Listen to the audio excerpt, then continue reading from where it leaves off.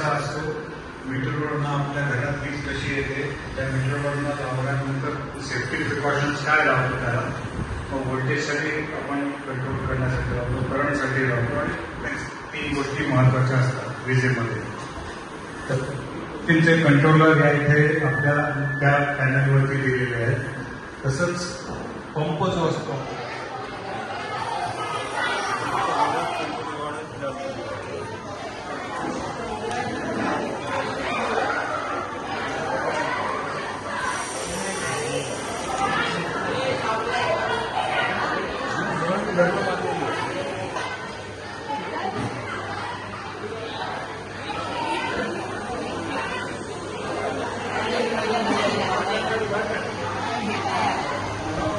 माझा पण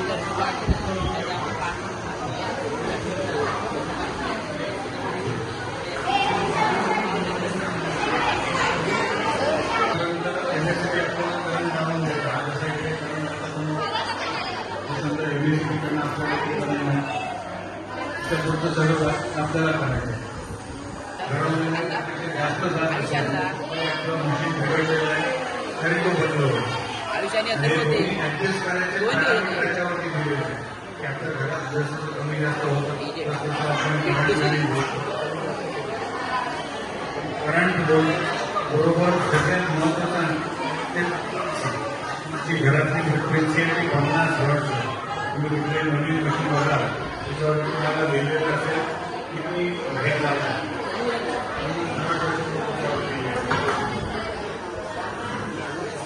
व्होल्टेज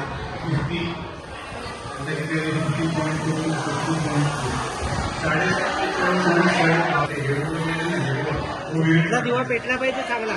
तो जर ओला असेल तर पंप चालू होईल. लाभ जो आहे आणि तो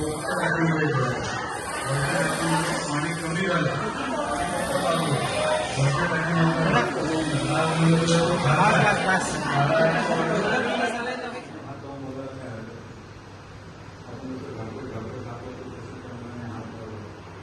गेल्या 4 वर्षांमध्ये एका मुलांनी इतके वेगवेगळे प्रकार घरामध्ये केलेले आहेत. एका मुलाने फोटो पाठवला, त्यांच्या घरातलं वायरिंग पूर्ण जुनं होतं, घर जुनं होतं. तो आणि त्याच्या मित्राने मिळून सुबंध घरातलं वायरिंग स्वतः वायर आणली, पत्ती आणली, नवीन पंखे आणले, टेबल आणले.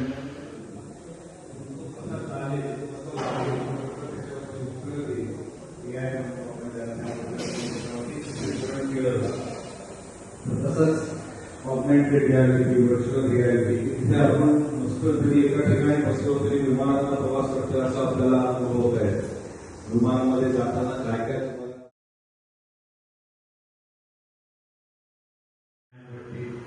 बोलायचा, कानाला लावायचा स्पीकर त्याचा, तो एकत्र केला गेला दोन्ही. तो एवढं मोठं ते गोल फिरवायला लागायचं.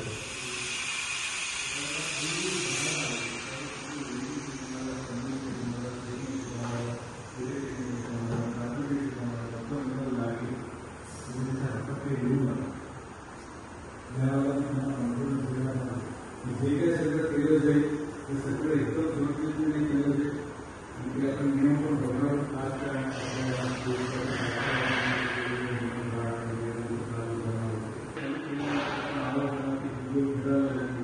काही भागात गोष्टी खेळ होत्या, सुंदरी येण्यासाठी गरम होत लागली. त्या मुलांना संपूर्ण झालं त्यासाठी आपण नाही करू शकतो. पण आतापर्यंत कधी पाहिलेलं नाही, आतापर्यंत कधी बघितलेलं नाही, हातात भेटलेलं नाही. कदाचित आईवडिलांबरोबर त्यांची चर्चा झाली होती. काही मुलं म्हणाली की आईवडिलांना परवानगी दिली आहे की आम्ही हात लावू शकतो किंवा त्या धारदार वस्तूंना किंवा गरम होणाऱ्या वस्तूंना हात लावायला सुरुवात केली आणि वापरायला सुरुवात केली. ह्या गोष्टी वापरल्या आणि केल्या तर ते एकदम सुरक्षित आहे. आज घरी आपण पाटा बनवण्याच्या वेळी पुस्तक तर सहज कोणी आल्याबरोबर 5 मिनिटांमध्ये त्याच्यामध्ये आपण पदार्थ करायला सुरुवात करतो. तसं काही ट्रेनिंग लागत नाही, काही इतक्या त्या वस्तू सहज वापरण्यासारख्या केलेल्या आहेत आणि इतक्या सेफ केलेल्या आहेत की त्याच्यामध्ये कोणालाही कसली भीती वाटायचं काही शंकाच येते. वाचायला लागलं आणि मग खाजगीवरती उठून बघायला लागलं आणि मग पहिल्यांदा थोडंसं घातलं, मग थोडं बघितलं, मग थोडं मोठं घातलं, असं काय नाही. लगेच आपण चालू करतो. टीव्ही असू दे, पंखा असू दे, कुठलंही मशीन घ्या घरातलं, काही क्षणांमध्ये ते आपण घरी आणल्याबरोबर लगेच चालू होतं. बेसिकली इंजिनिअरिंगचे लोक असतात त्याच्यामध्ये आपली लादी तुटते किंवा आपलं बेसिन सुद्धा तुटतं किंवा बेसिन कधीतरी गळत असतं आपलं, त्याचा वॉल तुटलेला असतो, तो बदलतात. पण कार्पेंटर होत नाही, पण घरात गेल्याचं त्याचं जे समाधान त्याला आणि त्याच्या आईवडिलांना आणि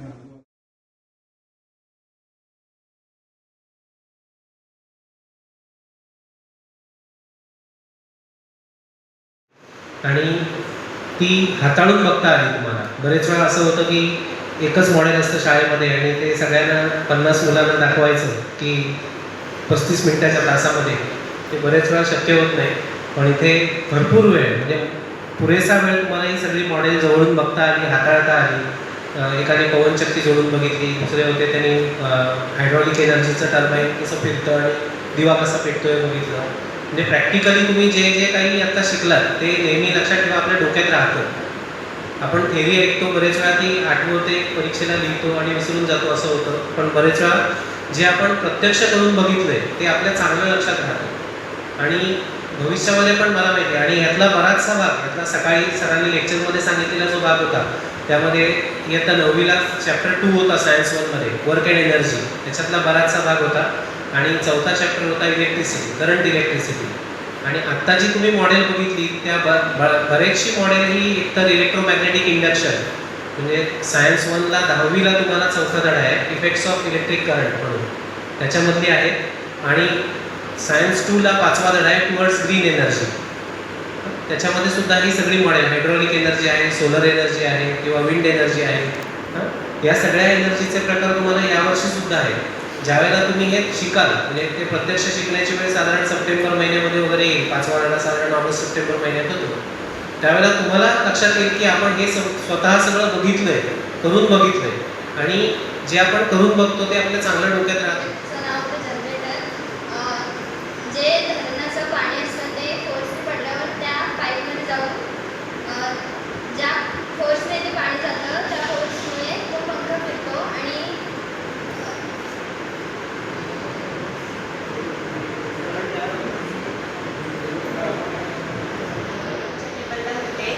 त्याच्यात मला इलेक्ट्रिसिटीचे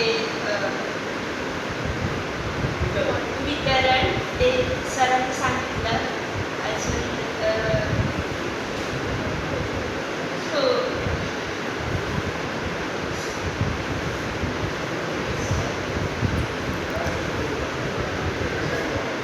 मीटर लाईटचा वापर करण्यासाठी त्यातून आपल्याला त्याचं लिमिट समजण्यासाठी वापरतात.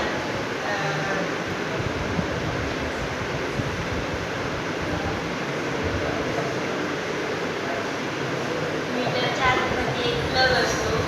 जर आपल्याला मीटरमध्ये काही फॉल्ट असेल तर तो स्वतः कापडतो आणि आता म्हणजे ते हे असतं ते लागलं ते स्वतः करत चालतं. आम्ही त्या कॉर्नरच्या टेबलवर होतो आणि आमच्या इथे पहिली मशीन होती ती फोटोस्टॉक जेल इंजिन मशीन. ते त्या इंजिनचं ती कशी काम करते व तिचं काय कार्य आहे ते आम्हाला वैद्य सरांनी सांगितले आणि आम्ही ते समजून घेतलं आणि त्याचं ते कसं कार्य करतं ते बघितलं आणि ते सरांनी जे काही सांगितलं, समजवलं ते आम्हाला समजलं आणि ते खूप चांगल्या पद्धतीने सांगितलं त्यांनी. आणि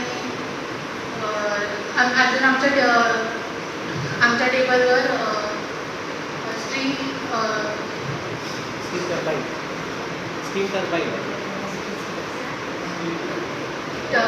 टर्बाईन मशीन होतं. त्याचं कार्यसुद्धा सरांनी आम्हाला एक्सप्लेन केलं, ते आम्हाला समजलं आणि आजचा हा वर्कशॉप होता त्यात मला खूप काही शिकायला भेटलं. आनंद झाला. आणि आमचा प्रोजेक्ट पहिल्या दुसरा नंबरला होता की पाणी भरलं टाकीमध्ये, तर ते टाकीमध्ये पाणी भरल्यानंतर ते टाकीमधलं आपला भरलं हे माणसाला कसं समजणार, तर ते समजलं की एक मशीन असतं ते आवाज करतं.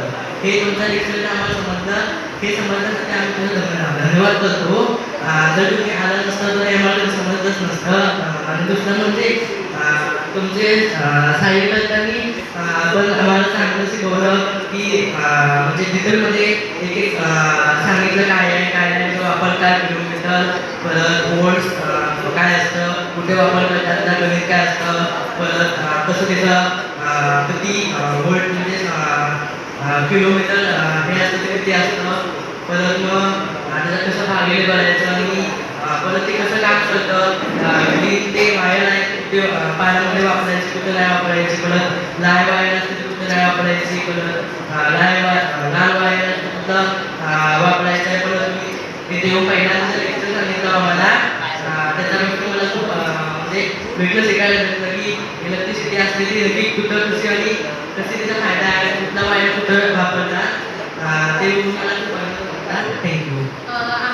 आम्ही त्या कॉर्नरच्या टेबलवर होतो आणि आमच्या इथे पहिली मशीन होती ती फोटोस्टॉक जेल इंजिन मशीन. ते त्या इंजिनचं ती कशी काम करते व तिचं काय कार्य आहे ते आम्हाला वैद्य सरांनी सांगितले आणि आम्ही ते समजून घेतलं आणि त्याचं ते कसं कार्य करतं ते बघितलं आणि ते सरांनी जे काही सांगितलं समजवलं ते आम्हाला समजलं आणि ते खूप चांगल्या पद्धतीने सांगितलं त्यांनी. आणि अजून आमच्या टेबलवर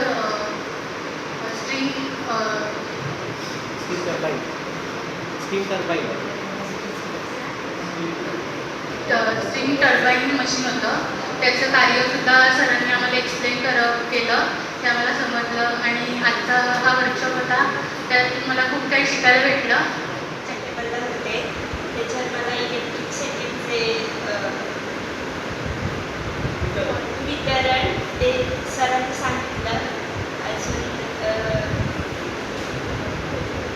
हो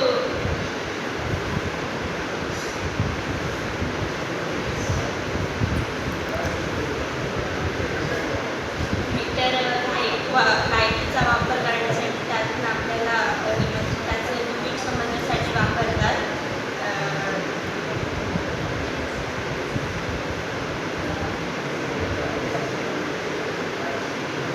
मीटरच्या आतमध्ये एक प्लग असतो. जर आपल्याला मीटरमध्ये काही फॉल्ट असेल तर तो स्वतः कापडतो आणि आता म्हणजे ते असतं ते लागलं ते स्वतः करत चालतं. प्रोजेक्टचं नाव होतं जनरेटर. जे धरणाचं पाणी असतं ते फोर्सने पडल्यावर त्या पाईपमध्ये जाऊन ज्या फोर्सने ते पाणी जातं त्या फोर्समुळे तो पंखा फिरतो आणि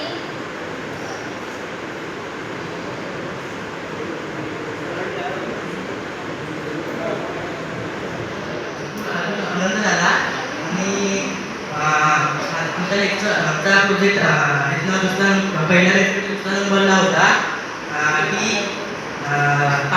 पाणी भरलं टाकीमध्ये तर ते टाकीमध्ये पाणी भरल्यानंतर ते टाकीमधलं आपला भरलं हे माणसाला कसं समजणार, तर ते समजलं की एक मशीन असतं ते आवाज करतं. हे तुमच्या लेक्चरला आम्हाला समजलं. हे समजण्यासाठी आम्ही तुला धन्यवाद करतो. जर तुम्ही आला नसता तर हे मला समजलंच नसतं.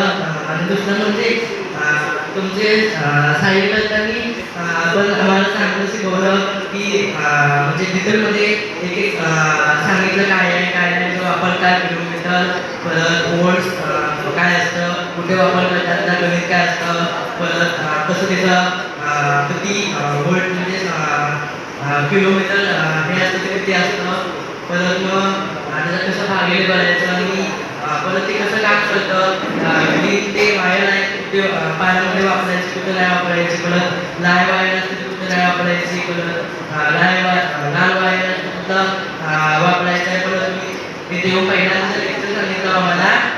त्याच्यानंतर मला खूप म्हणजे वेगळं शिकायला भेटलं की इलेक्ट्रिसिटी असते ती नक्की कुठं कशी आणि कशी त्याचा फायदा आहे, कुठला वायर कुठं वापरतात, ते मला खूप आनंद वाटतात. थँक्यू.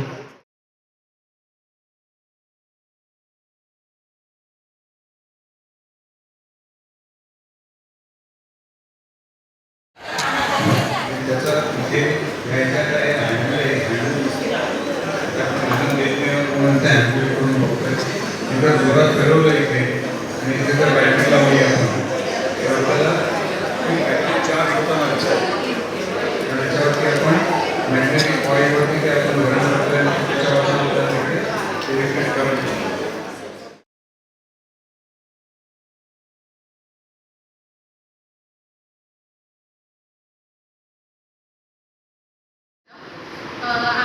आम्ही त्या कॉर्नरच्या टेबलवर होतो आणि आमच्या इथे पहिली मशीन होती ती खूप stock gel engine machine.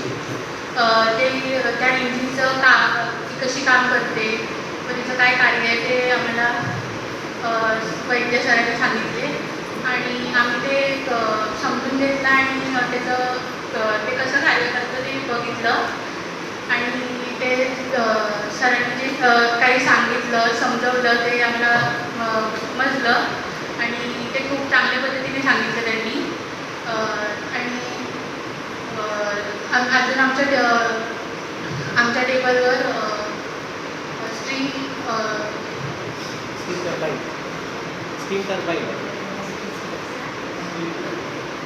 String turbine machine होतं.